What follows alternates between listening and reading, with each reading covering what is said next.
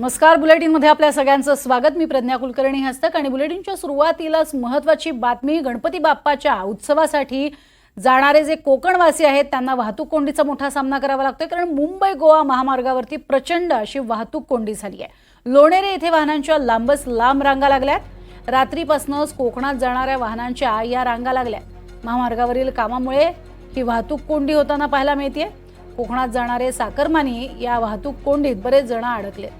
दोन्ही मार्गावरती वाहनं खोळंबलेली आहेत आणि त्यामुळे तासनतास वाहनांच्या रांगा या लागलेल्या पाहायला मिळत आहेत।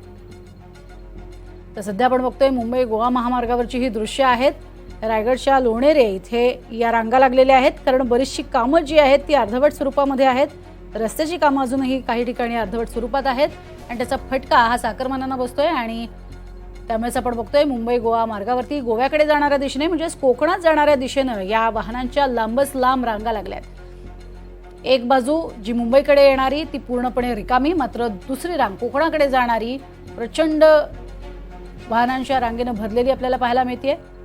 कारण कोकणात जाणाऱ्या चाकरमान्यांसाठीचा हा उत्सवाचा आणि महत्त्वाचा दिवस। अधिक माहिती घेऊयात। मेहबूब जमादार आमचे प्रतिनिधी सध्या आपल्या सोबत आहेत।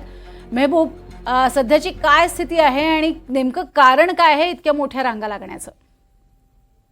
एक तर जे 2 दिवस एसटीचा संप चालू होता, त्या संपा कारणाने अनेक जणांनी जो जो चाकरमानी नेहमी एसटीने प्रवास करतो गणेशोत्सवाला कोकणात जाण्यासाठी, त्या चाकरमान्यांनी आता खासगी गाड्या काढल्यात, कोणी स्वतःच्या काढल्यात, कोणी मित्रांच्या काढल्यात, कोणी भाड्याने गाड्या घेतलेल्या आहेत कोकणात जाण्यासाठी। त्यामुळे काल रात्रीपासून मोठ्या प्रमाणात प्रचंड वाहने, छोटी वाहने कोकणाकडे जाणाऱ्या रस्त्याने उतरलेले आहेत। एसटीचा संप काल जरी मिटला, संध्याकाळी उशिरा मिटला असला तरी मिटेल की नाही मिटेल याची शंका मात्र सर्वांना होती। त्यामुळं 2 वर्षापूर्वी दिवाळीचाच एसटीचा संप झाला होता, त्यामुळे हा लॉंग टर्म चालेल। त्यामुळे अनेकांनी खासगी वाहने जी रस्त्यावर काढलेली आहेत, त्यामुळे ही वाहतूक कोंडी झाली। त्यातही सुकेळी खिंडीत एक छोटा अपघात झाला होता, त्याच्यामुळे ही वाहतूक कोंडीला थोडासा वाहतूक कोंडी झाल्याचं दिसून येते। तसेच कोलाड नाका म्हणजे रायगड जिल्ह्यातील महत्वाचे समजले जाणारे कोलाड व लोणेरे नाका या ठिकाणी जे पुलाचं काम चालू आहे, हायवेवरच्या ज्या मोठ्या पुलाचं काम चालू आहे, त्यामुळे ही वाहतूक कोंडी झाल्याचं दिसून येते। कशेळी घाट असो, सुकेळी खिंडी असो, या ठिकाणी ही खड्डे बुजवण्याचं काम चालू आहे। खड्डे बुजवण्याच्या कामाचा मात्र ह्या वाहतूक कोंडीला मोठा अडथळा होत आहे, कारण जागोजागी आता ह्या काँक्रिटीकरणावर डांबर लावून हे खड्डे बुजवण्यात येत आहे। हे खड्डे बुजवताना मात्र जी खड्ड्याची पातळी असते, रस्त्यांची पातळी असते, ती समान न केल्याने अनेक ठिकाणी हे डांबर रस्त्याच्या वरती आलेले आहे।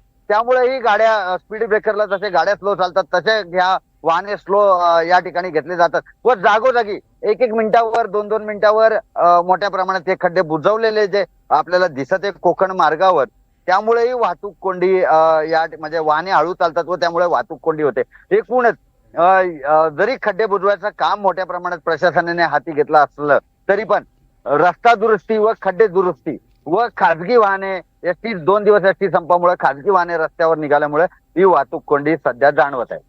नक्कीच, मात्र यावरती तोडगा कधी निघणार हे पाहणं महत्त्वाचं आहे, कारण संपूर्ण काळ जो आहे तो महत्त्वाचा आहे। आणि आता तर येत्या काळामध्ये आणखीन लोक जे आहेत ते मोठ्या प्रमाणात बाहेर पडतील आणि कोकणात जाण्यासाठी निघतील।